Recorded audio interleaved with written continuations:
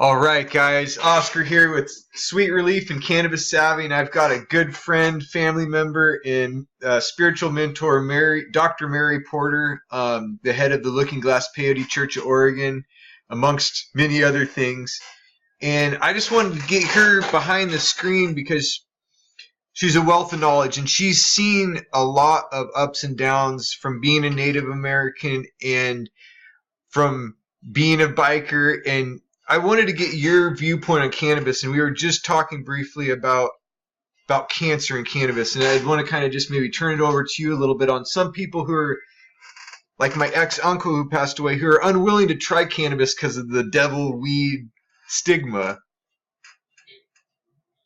Well, we're going to have it's going to be a time getting that stigma, rejuvenated, because it's the pharmaceuticals that are poison.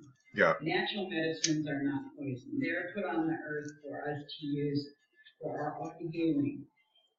Whatever, people believe from the past of how bad cannabis is, well, they've been lied to. And if they look at everything, systematically, the things that our government has told us to keep us enslaved to their ideas as far as their, taxes and going to work, and, what about the kids?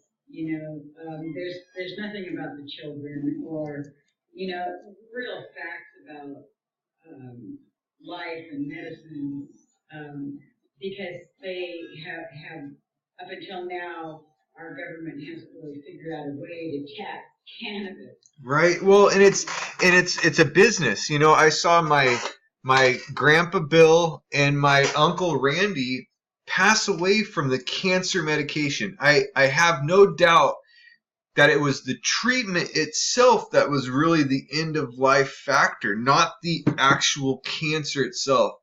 And when I brought the Rick Simpson to him, he was so locked in the box of what the doctors could do. But he was in the ground 2 weeks after I gave him the Rick Simpson oil, and he refused to try it, which I understand and I respect everybody's beliefs, but it was more of the societal weight that he was unwilling to even try an option that was natural.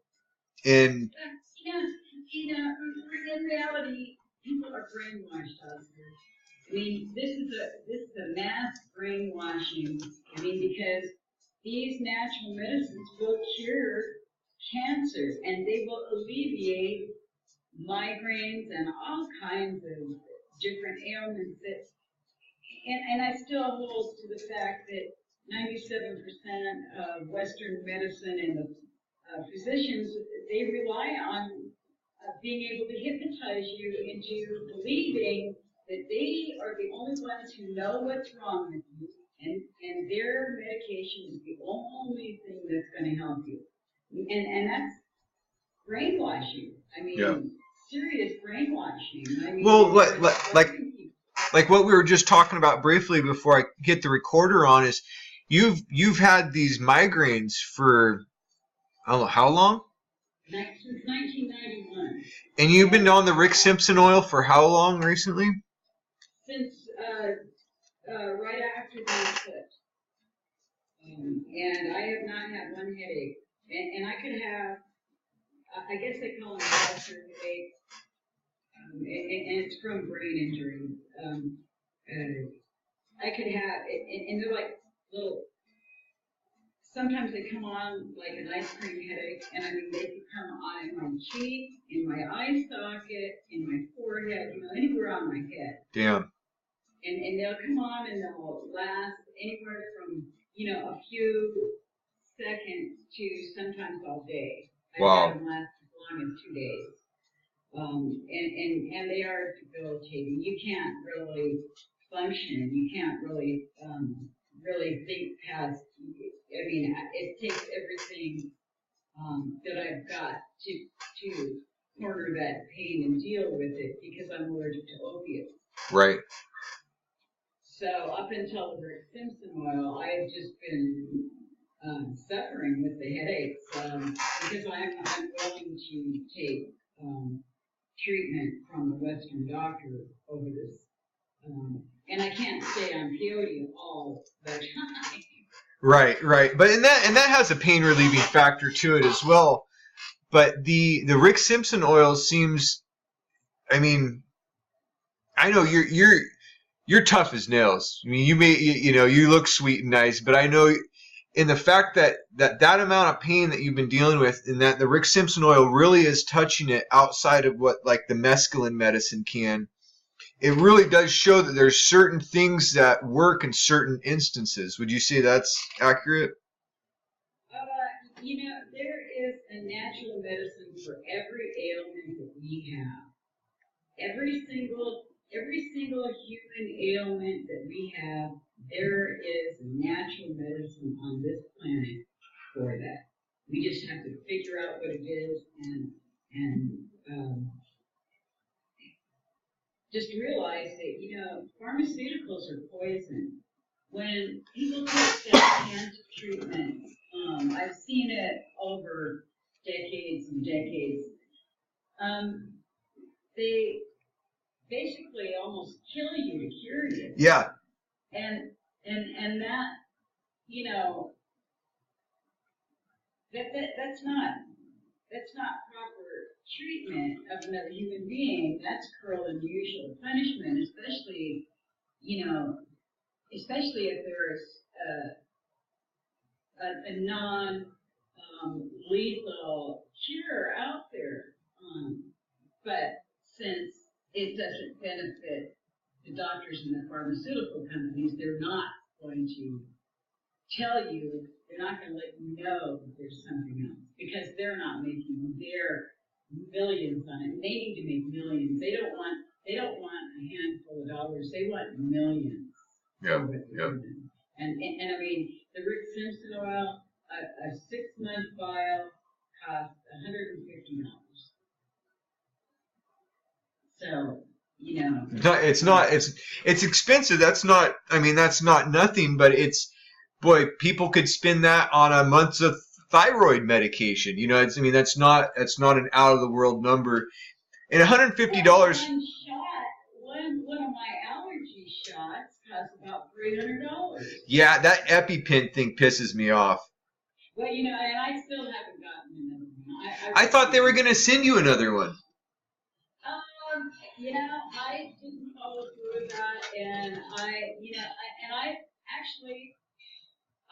been stung by bees recently here at the house, and I had no reaction. And I have been so allergic to bees in the past that have anaphylactic shock from a bee sting. But for 3 years, I've been eating the honey from this area, and you think that's what did it? I think and not smoking cigarettes, and yeah. I've changed my diet, and I think a combination of the less stress and eating the natural foods, because we go to the farmers market and we buy local food. All these things equate that I don't need. I see that I don't need the EpiPen. And for a while there, it was just like, well, if it's my time to go, I'm going to die. So I'm not, right. I'm not going to hamper that at all if it's my time to go. So I quit even having an EpiPen on hand a couple of years ago. Yeah, yeah. So, and I haven't had any type of reaction at all. I mean, that was a lifeline. That was my only connection to pharmaceuticals for myself. So I got about 30 seconds on this recording. I hate to kind of go quickly on this one for the time frame. For somebody at the end of their life with cannabis, what would be kind of your one bit of input for somebody that was looking to just survive?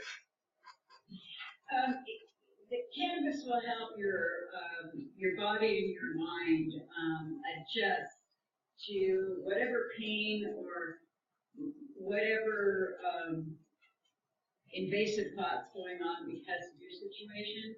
And if you can tolerate, especially indica at the end of life, those moments of relief, those are spiritual, those are, you know, these things, anxiety and things that you're feeling at the end of your life is spiritual things that are weighing heavy on your human mind. And cannabis, especially indica, will help relieve those, the weight of that spiritual pressure that you're feeling at the end of your life. Awesome, Mary. Thank you so much. You're welcome.